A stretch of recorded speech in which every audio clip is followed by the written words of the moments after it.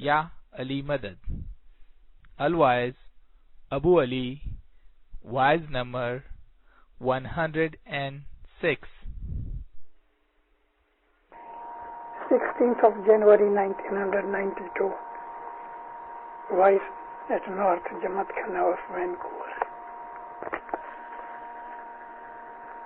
Allahumma salli ala Muhammad al-Mustafa wa ali Muhammad al-Mustafa ila qiyamah.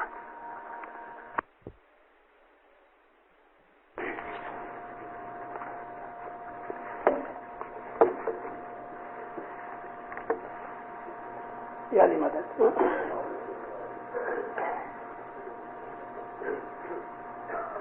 Asha ji संध्या वेला तमें मत कोई चूको छे गुरु नी धानी तेरी वेला तमने दीदी अनकिदित दीनानी बारी हरि अनत अनत हरि अनत जो स्वामी शाह अनत जो अंत मौला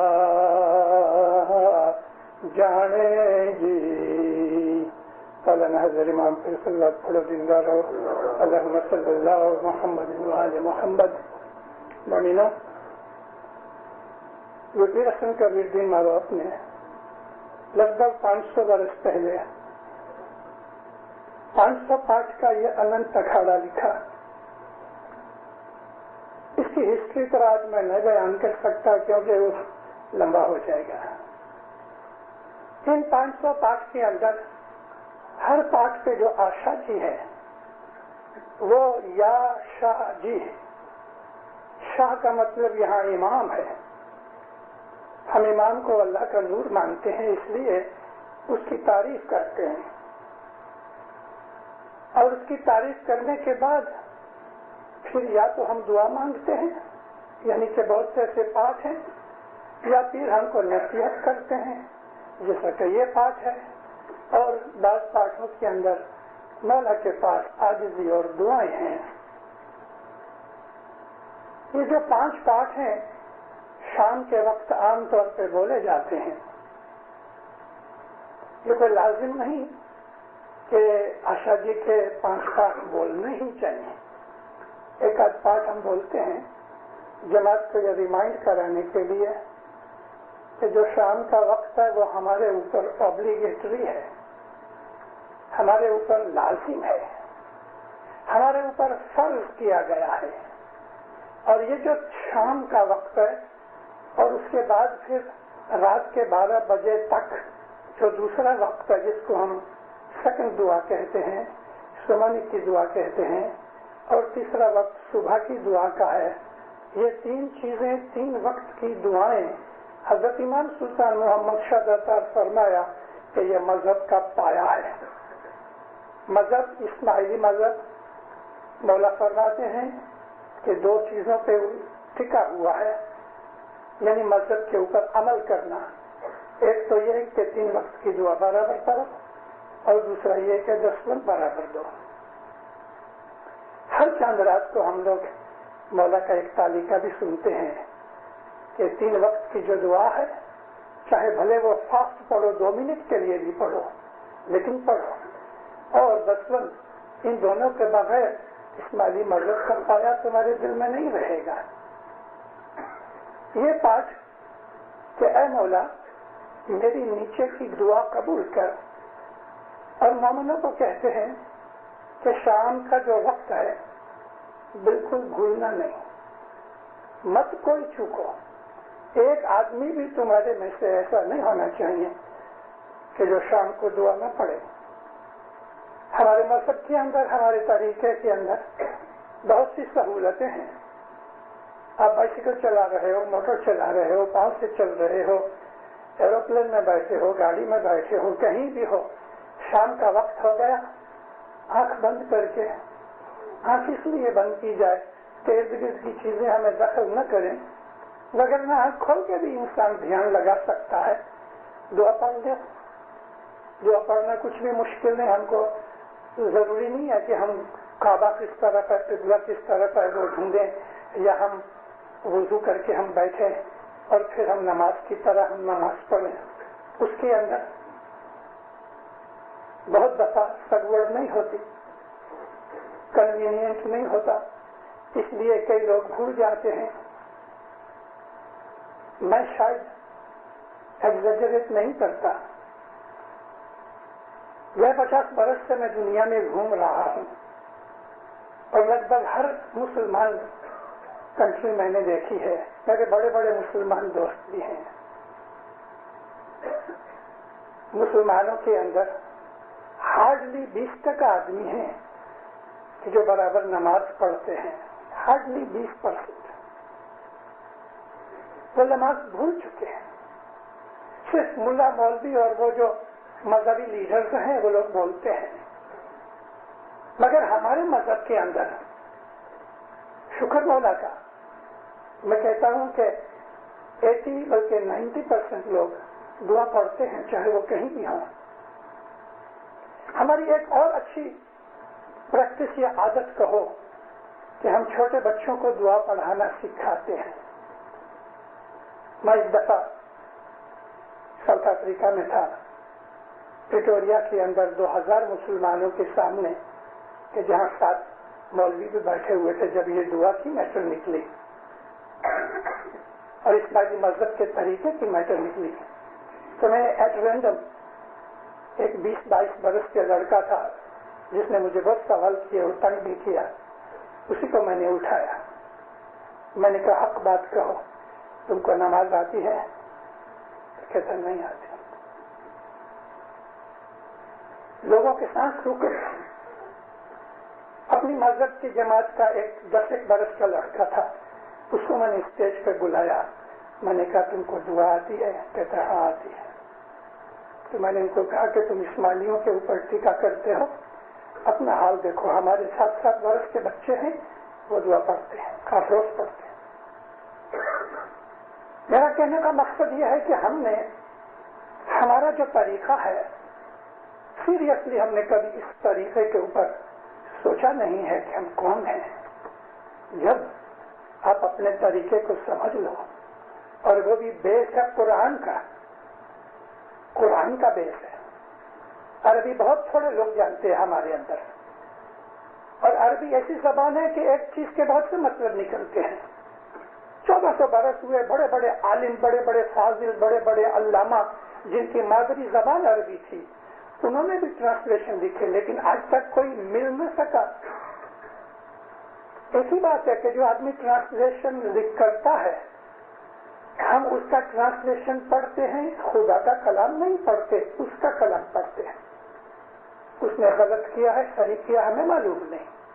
اب ہم کو یہ سلیکٹ کرنا چاہیے کہ بھائی میں کس کے پیچھے لگوں, کون میرا استاد بنے.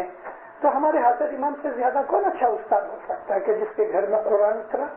ہمارے پیروں کا کلام جو ہے وہ خود عربی فارسی کے ماہر تھے, رسول اللہ کی آل میں سے تھے.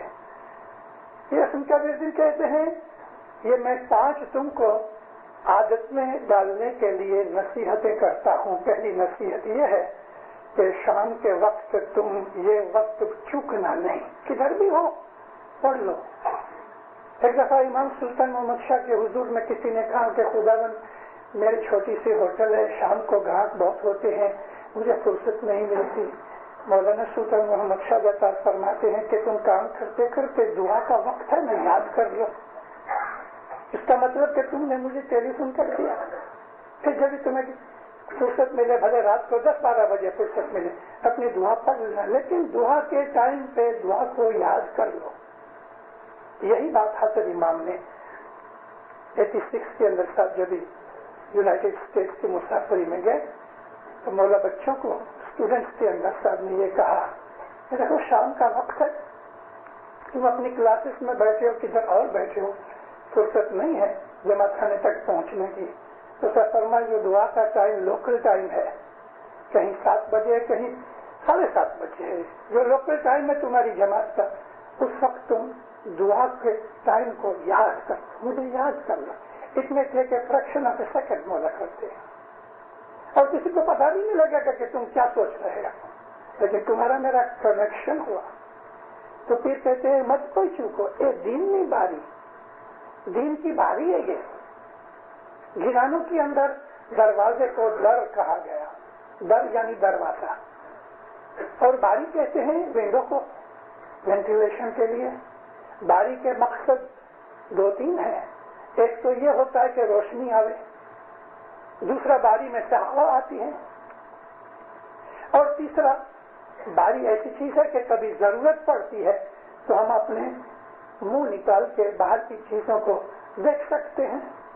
اس کو یعنی سمیسنسی دعا کو وپیشن کبھی نے باری کہہ کے بہت بہت گہرے سگنیفیکینٹ لفظ کہہ دیے۔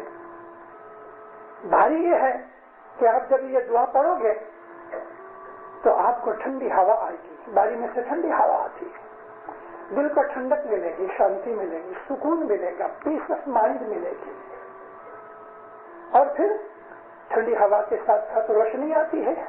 یہاں روشنی یہ ہے کہ خدا تعالیٰ عقل زیادہ کرے گا، خدا بشارت دے گا، خدا تعالیٰ انسپائر کرے گا، خدا گائیڈ کرے گا، اس کی طرف سے یہ روشنی ملتی ہے، سمجھداری کی روشنی ہے، عقل کو نور کہا گیا ہے۔ اور پھر کبھی کبھی اسی باری میں سے منہ ڈال کے آپ جو باہر دیکھنا چاہتے ہیں، یعنی یہ دین کی یہ باری ہے کہ یہ جو دعا ہے، اس دعا کے اندر جب کبھی آپ پڑھ جاؤ اور اس کے مطلب میں سمجھ آ جائے تو پھر آپ کو بہت سی چیزوں کا پتہ لگے گا جو پہلے آپ نہیں جانتے تھے۔ یہ دین کی باری اے ویلا تم نے دی تھی دین کی باری، یہ دین کی باری ہے، اور اس لیے یہ فاؤنڈیشن میں آ گئی۔ اور خاص طور پہ جو مغرب کی جو دعا ہے جس کو ہم سانج کی دعا کہتے ہیں وہ بہت امپورٹنٹ ہے۔ سارا قرآن 6,500 آیتوں کا قرآن ہے، 6,000 سے زیادہ آیتوں میں 112 جگہ خدا تعالیٰ نے اس کا دعا کا صلات کا ذکر کیا ہے، لیکن کہیں بھی خدا نے ایسا نہیں کہا کہ تم 5 نمازیں پڑھو۔ نماز کا مطلب صلات، نماز جو ہے وہ صرف ایران والے اور پاکستان والے ہی نماز کا لفظ یوز کرتے ہیں، عربوں کے اندر نماز کا لفظ نہیں ہے، وہ لوگ صلات کہتے ہیں، اور صلات کا مطلب ڈکشنری میننگ ہے دعا مانگنا۔ ہمارے پیروں نے ہمارے اسماعیلی طریقے کو دوسرے سے زیادہ ڈسٹنگوش کرنے کے لیے ہمارا لفظ دعا ہے۔ دعا کا مطلب نماز ہے، دعا کا مطلب صلاۃ۔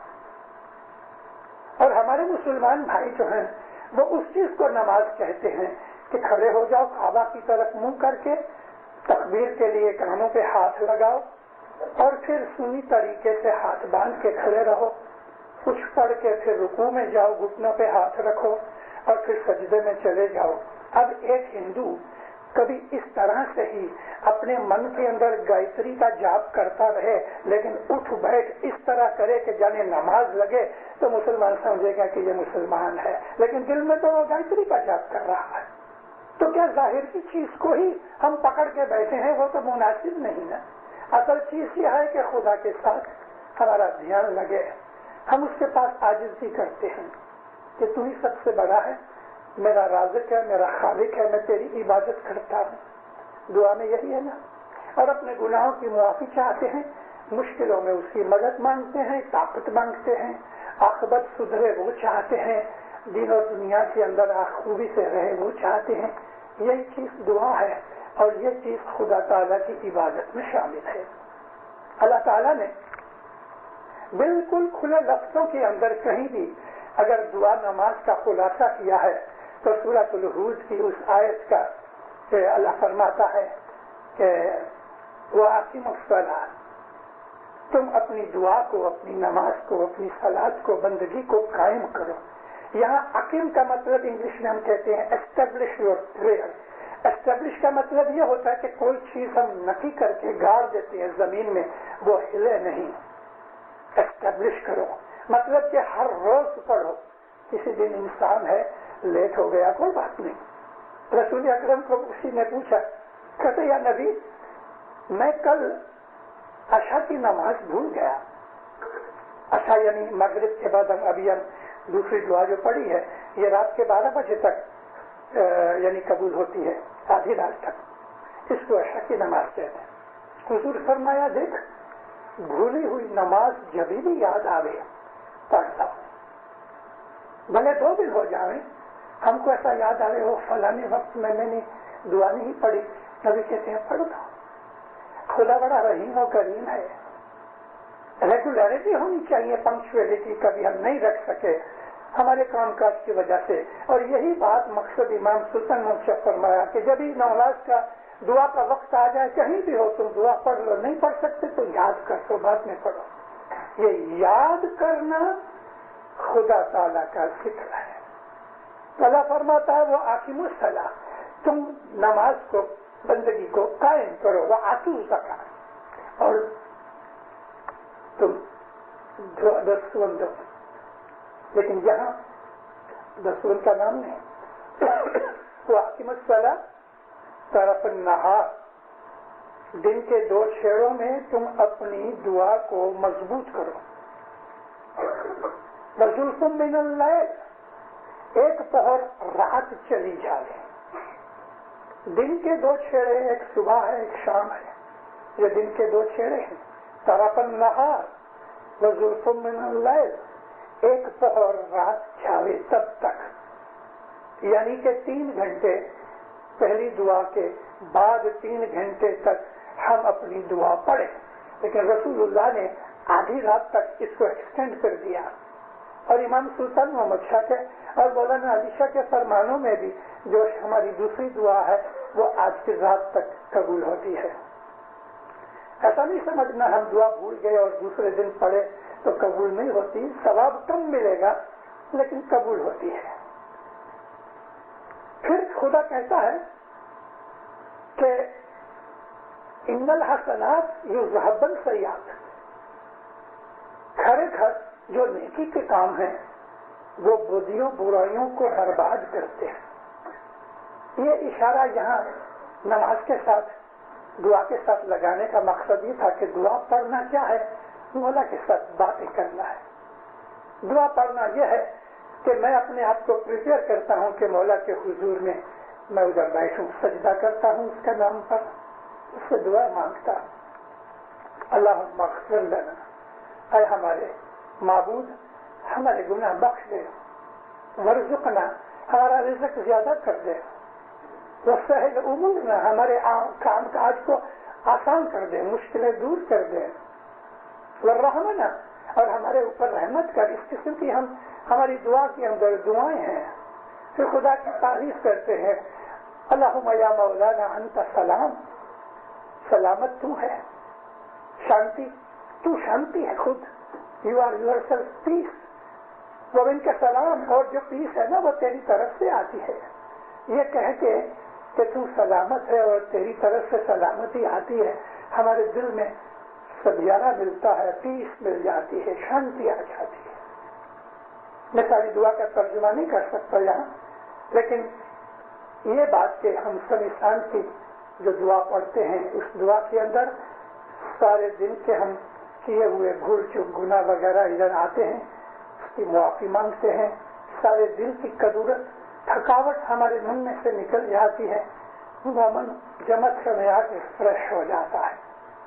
دعا پڑھنے کے بعد ایک قسم کی خوشی ملتی ہے.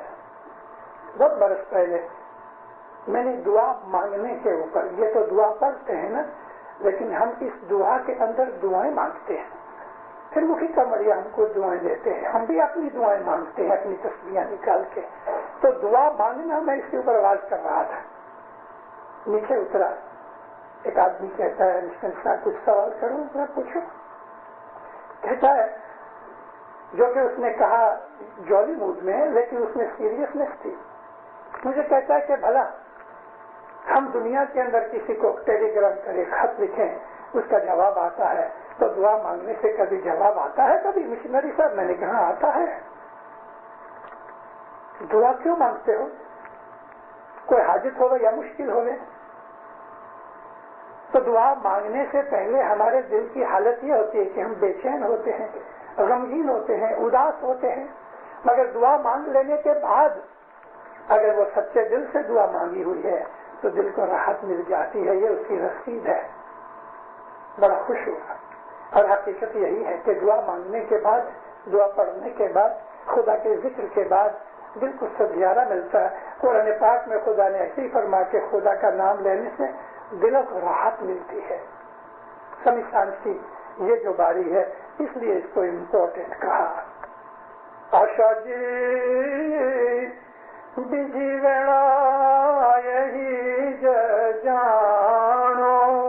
دوسرا وقت فرماتی ہیں یہی ہے، یعنی اس دعا کے ساتھ کنیکٹڈ ہے. ایک ہٹ گھڑی پر چھ گھڑی رات گئی جانو جی. 6 گھڑی یعنی 3 پہر. 6 گھڑی کے 3 پہر. جب یہ رات چلی جاوے، آپ جاوے، آدھا جاوے، 2 جاوے، 1 جاوے، تو ان گھڑیوں کے اندر دوسری دعا پڑھو. یہ دوسری دعا پھر کہتے ہیں کہ تو باری درگاہ کنی گر تھی لے تھا وہ ہوشیار. یہ جو سیکنڈ دعا ہماری ہے وہ درگاہ میں پہنچنے کی باری ہے. اور گر سے ہوشیار رہو. ہوشیار رہنے کا مطلب یہ ہے کہ گر نے جو تمہیں فرمایا ہے اس کے اوپر عمل کرو. اس کے کہنے پہ عمل کرو گے تو یہ جو دوسری باری ہے، درگاہ کہتے ہیں. خدا تعالیٰ جہاں بیٹھا ہے اس کا دربار ہے، اس کو درگاہ کہتے ہیں. یعنی کہ تمہاری دعائیں اس کے دربار تک پہنچیں گی. اور وہ اس قدر رحیم و کریم ہے کہ کسی کو خالی ہاتھ اپنے دربار میں سے جانے نہیں دیتا. دنیا کے اندر بعض دفعہ بڑے بڑے سخی داتا بادشاہ ہوئے کہ ان کے در پہ آ جاوے تو کبھی کوئی خالی ہاتھ جھولی لے کے نہیں جاتا. تو خدا پاک جو ہے وہ تو بڑا ہی کریم ہے. کریم کہتے ہیں جنرس کو. بڑا رحیم ہے یعنی رحم کرنے والا ہے. تو ہم اگر اس کے دربار میں پہنچ جائیں تو اس کے حضور میں ہماری دعائیں قبول ہوتی ہیں. اس لیے بزرگوں نے یہ کہا کہ تمہاری پہلی دعا کے بعد ایمان اور روحانیت اور مذہب اور ایمان کی بابت میں دعائیں مانگو. لیکن اب اگر تمہیں کوئی مشکل پڑ جائے، اگر کوئی تکلیف آ جائے، دنیاوی بیماری آ جائے اور کچھ بات دکھ کی آ جائے، تو دوسری دعا کے بعد دنیا کی مشکلوں مصیبتوں کے لیے ڈیمانڈ کے لیے دعا مانگو. کیونکہ یہ دوسری دعا تمہاری دعاؤں کو درگاہ تک، مولا کے حضور تک پہنچاتی ہیں. پہلی دعا کے بعد اپنی مذہبی حالات کی دعا مانگو اور دوسری دعا کے بعد دنیا کی مشکلیں ہیں ان کے لیے دعا مانگو. یہ درگاہ کی باری ہے. اور اس لیے رات کے 12 بجے تک، آدھی رات تک جو یہ ہماری دعا چلتی ہے، یہ دعا اگر ہم جماعت خانے میں پڑھ گئے ہیں اور یہاں ہماری نہیں ٹائم ملا دعائیں مانگنے کا، تو دن داروں گھر جا کے سونے سے پہلے جو دعائیں مانگتے ہیں وہ دوسری دعا کے بعد دعائیں آتی ہیں اور درگاہ تک پہنچتی ہیں. بہت دفعہ امام سلطان محمد شاہ داتا کسی کو رات کے 12 بجے کی تسبیح نکالنے کا فرمان کرتے تھے. ہماری جماعت میں بہت سے بھائی بہن ایسے ہیں کہ جو آدھی رات کو بھلے سو بھی جاتے ہیں تو بھی اٹھ کے ایک آدھ تسبیح نکالتے ہیں. مولانا علی شاہ فرمایا آدھی رات کے بعد ایک فرشتہ آسمان سے زمین پہ آتا ہے اور وہ پکار کرتا ہے کہ ہے کوئی ایسا کہ جو اس وقت خدا کو یاد کرے تو میں اس کے گناہوں کے بدلوں میں اس کے لیے میں رحمت دوں. آدھی رات کے 12 بجے کی جو عبادت ہے بیت الخیال کی نہیں، ہماری تسبیحاں وغیرہ، ہمارا ذکر ہے، مولا کی یاد ہے، یہ الجھنیں دور کرنے کا ایک بڑا اچھا طریقہ ہے. من کو راحت ملتی ہے. تو یہ 2 باریاں ہوئی. ابھی تیسری باری بہت امپورٹنٹ ہے. آشا جی تیجی باری پچھڑی جانو، جو کہ یہاں سندھیا لکھا ہے، ویلا لکھا ہے. سندھیا کا مطلب شام بھی ہوتا ہے، سندھیا کا مطلب پریئر بھی ہوتا ہے. کھٹ گھڑی پر مانو جی، رات کے باقی 6 گھڑیاں باقی رہ جائیں تو اس وقت اٹھو. کیلکولیشن کے اندر میں نے ذرا تھوڑی بھول کی ہے کہ ایک گھڑی جو ہے نا 22.5 منٹ کی ہوتی ہے، تو اس حساب سے 6 گھڑیاں 90 منٹ ہوتے ہیں، یعنی 1.5 گھنٹہ ہوتا ہے. آدھا پہر ہوا، 3 پہر نہیں، تو یہ میں کریکٹ کرتا ہوں. تو پھر کہتے ہیں کہ جبھی 6 گھڑیاں باقی رہیں، یعنی 1.5 گھنٹہ باقی رہ جائے سورج نکلنے میں، تو اس وقت تم اپنی تیسری دعا پڑھو. یہ جو تیسری دعا ہے تو کہتے ہیں یہ بڑی عظیم چیز ہے. اے تو باری سرگنی بھنی ہے، لیوے گرے میں ہاتھ. یہ سورج کی باری ہے اور گرو کے ہاتھ سے تمہیں ملے گی. یہاں بولنے والے کبھی گر اور نر کہہ دیتے ہیں، یہاں نر کا لفظ نہیں ہے، خالی گر ہے. کیونکہ گرو جو ہے وہ نبی محمد مصطفیٰ صلی اللہ علیہ وسلم ہمارا گرو ہے. اس کی یہ بخششیں ہیں، اس کی یہ رحمتیں ہوتی ہیں. تو یہ جو تیسری باری ہے صبح کی عبادت کرنے کے بعد ہم جو تیسری دعا پڑھتے ہیں، صبح کی دعا، اس دعا کی برکتیں بہت ہے. یہ جنت تک ہمیں لے جاتی ہے. موت کے بعد تو جنت ملے گی، لیکن ہم کو زندگی میں جنت ملے. جنت میں کیا ہے؟ سکھ ہے. جنت میں دکھ نہیں ہے. تو اگر ہمارے من کی حالت یہ ہو جائے کہ ہمارے من میں سے تمام دکھ نکل جائیں، تمام زیادہ چنتا نکل جائے، تو یہ اسٹیٹ آف مائنڈ جو ہے وہ ہیونلی ہے. یہ سورگ کی باری ہے. روحانیت بڑھتی ہے، خدا کی قربت بڑھتی ہے، ہم خدا کے نزدیک آتے ہیں. خدا ہمارے اوپر خوش ہو کے بہت سی ایسی بخششیں دے دیتا ہے کہ جو ہم نہیں مانتے اور ہم شاید جانتے بھی نہیں. صبح کی دعا کا درجہ بہت بڑا ہے، اور خاص طور پہ صبح کی عبادت کے ساتھ. میری عرض یہ ہے کہ صبح اٹھنا چاہیے، کسی حالت میں بھی اٹھو. 1 گھنٹہ نہیں بیٹھ سکتے، چلو نہ صحیح تھوڑا بھی بیٹھو. تو خدا تعالیٰ جو ہے نا، تو شیطان جیسے عزازیل کو کتنی ڈھیل دی کہ تو یہ جو پتلا بنایا ہے اس کے سامنے سجدہ کر. تو اس نے کہا میں نہیں کروں گا، کیونکہ میں آگ میں سے بنا ہوں، یہ میرے سے نیچا ہے، مٹی میں سے بنا ہے. تو خدا نے ایک چھوٹی سی باری بنائی کہ تو اس میں سے جھک کے نکل جا، میں تیرا سجدہ قبول کر لوں گا. اس نے نہیں کیا. مطلب کہ خدا تعالیٰ رحمت کرنے کے لیے بہانہ ڈھونڈتا ہے. خدا کو ایکسکیوز دو اپنی رحمت کرنے کے لیے. اور سڈن آنکھ کھلی، 4:45 ہو گئے، چلو اسی وقت بھی بیٹھ جاؤ بیٹھک 10-15 منٹ بھی، من لگے نہ لگے تو بھی آپ نے نیت تو کی کہ میں یہ عبادت کروں، بیٹھ جاؤ. تو خدا تعالیٰ کو یہ بھی ایک بہانہ ملے گا. کیا مولا پہلے 4 بجے نہیں اٹھا، ابھی اٹھا، 4:30 بجے اٹھا، 4:15 بجے اٹھا، 4 اور 5 بجے کے درمیان اٹھو، عبادت کرو. تھوڑی کرو، زیادہ کرو، جتنا دل چاہے کرو.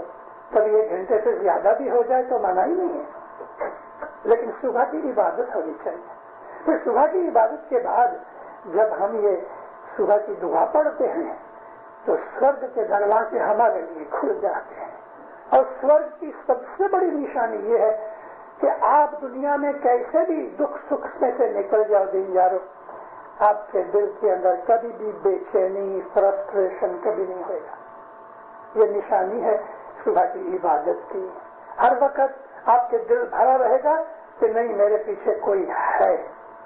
تو یہ صبح کی جو باری ہے وہ سورگ کی باری ہے. چوتھی باری بھی کہتے ہیں بڑی اچھی ہے. آشا جی چوتھی باری نہیں کچھ ہووے. ہم لوگ بولتے ہیں نہیں کچھ بولے، کتابوں میں ایسا چھپا ہے، لیکن 150-200 برس کی پرانی مینوسکرپٹس کے اندر نہیں کچھ ہووے. ابھی یہ جو ہووے بہت دفعہ لکھنے میں سندھی بھاشا کے اندر کھوجتی میں لکھا ہوا ہے، تو وہ کبھی اچھی طرح سے نہیں لکھا ہوگا، تو وہ کسی بھگت نے کہہ دیا کہ نہیں کچھ بولے، لیکن بولے نہیں کچھ ہووے. مطلب کہ اپنے آپ کو ایبسلیوٹلی ہمبل سمجھنا، ہیوملیشن میں رہنا، جو ہمارے مذہب کی خاص چیز ہے کہ اپنے آپ کو ہمبل سمجھنا، اپنے آپ کو ناچیز سمجھنا، مغروری نہیں ہونی چاہیے. کوئی بھی طرح کی تماخی ہمارے دل میں نہیں ہونی چاہیے. اپنے آپ کو نیچا سمجھنا، یہ خدا تعالیٰ کو پیارا ہے. نہیں کچھ ہو تو سروے کچھ تھا سو. اگر تم اپنے آپ کو خود کی خودی کو مٹا ڈالو تو پھر کہتے ہیں تم سب کچھ بن جاؤ گے. آشا جی چوتھی باری نہیں کچھ ہووے،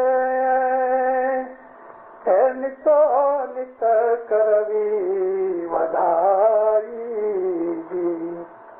ہر وقت اپنے آپ کے دل کے اندر سکھ شانتی رکھنی. یہاں ودھائی کا مطلب یہ ہے مبارک، برکت، دل کو خوش رکھنا، یہ ودھائی ہے. اپنے آپ کو کچھ نہیں سمجھنا، لیکن ہر وقت خوش رہنا، خدا کے اوپر توکل رکھنا. گر نر چیت میں ہے تجھے راکھو تو پہنچو سرگا دوار. شاہ پیر یہاں گر اور نر دونوں آ گئے. ان کے ساتھ محبت رکھو تو تم کو جنت ملے گی.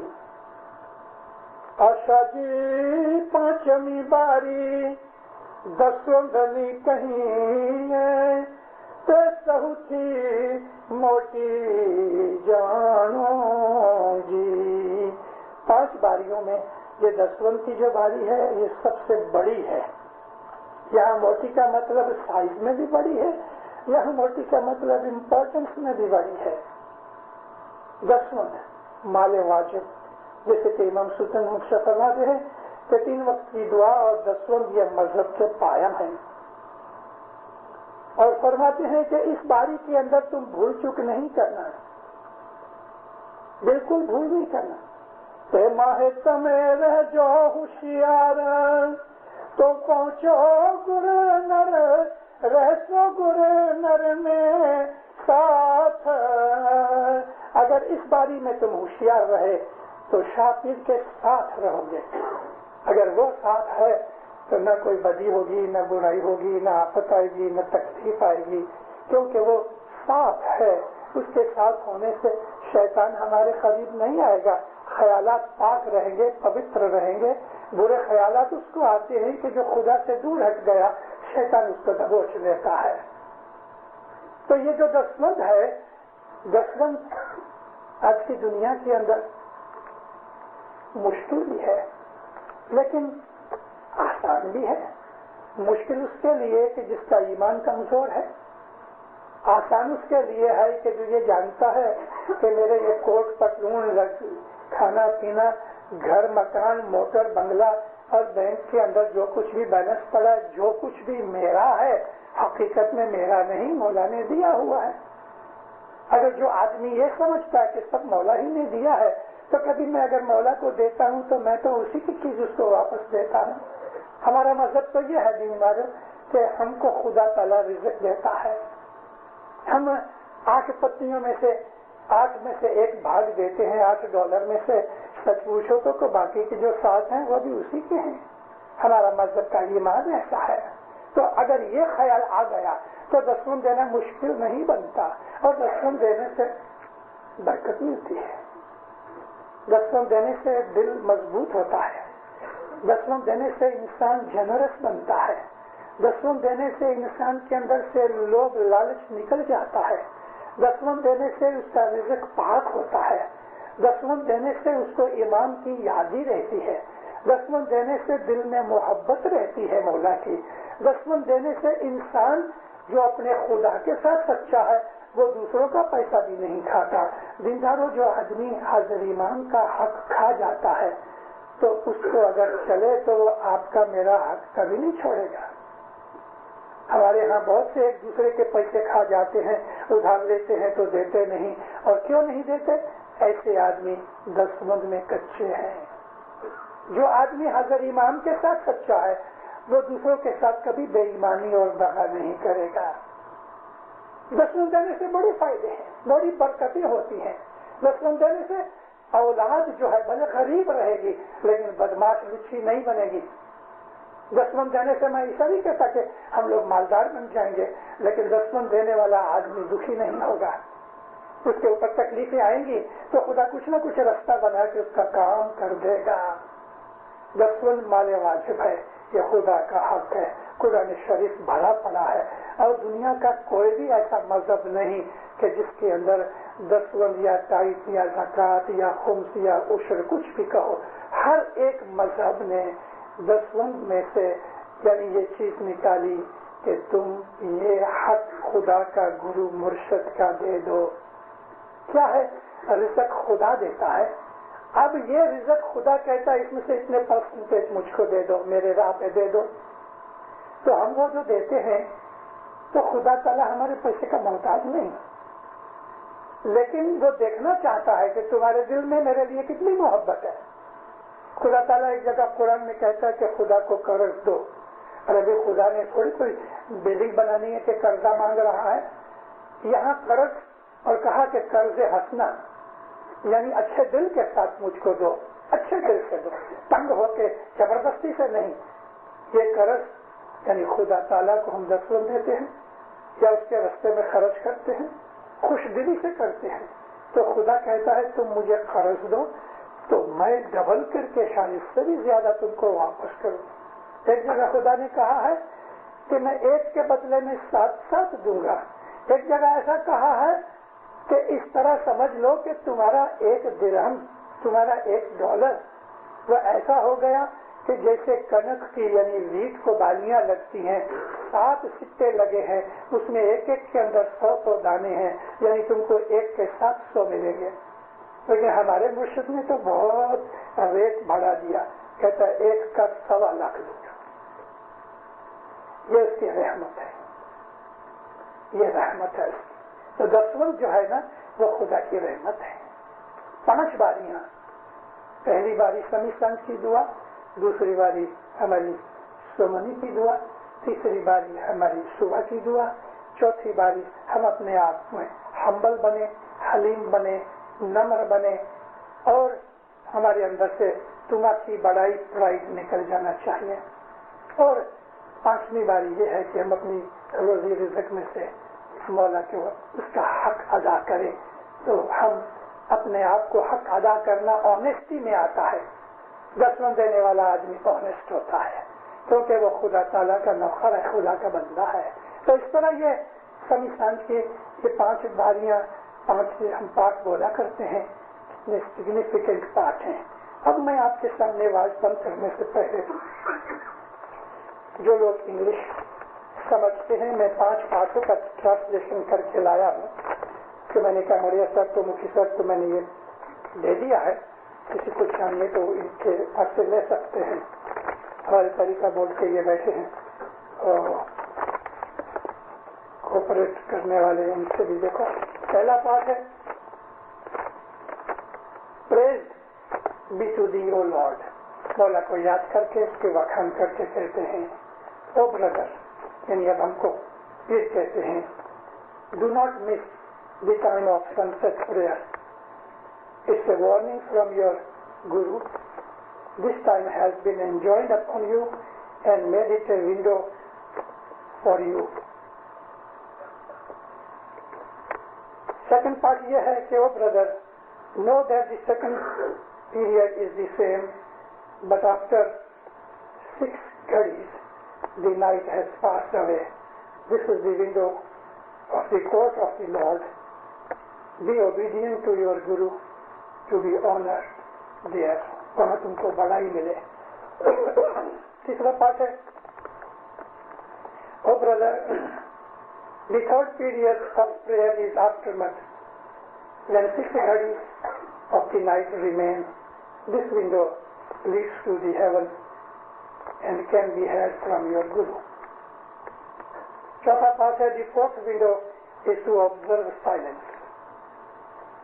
मैंने जो किताब में लिखा था उस हिसाब से मैंने ये लिख दिया, लेकिन यहाँ खुलासा जमात में मैंने किया है कि यहाँ नहीं कुछ बोले नहीं है बल्कि नहीं कुछ होवे, तो यहाँ ये करेक्शन होनी चाहिए कि जो फोर्थ विंडो है हमारी is to be humble. Intensify your spiritual pleasure all the time. Add other and cherish the love of your Guru and Peer, Guru and Nar, always, so that you may dwell in paradise. The fifth window is that of Daswant, which is the biggest, most important.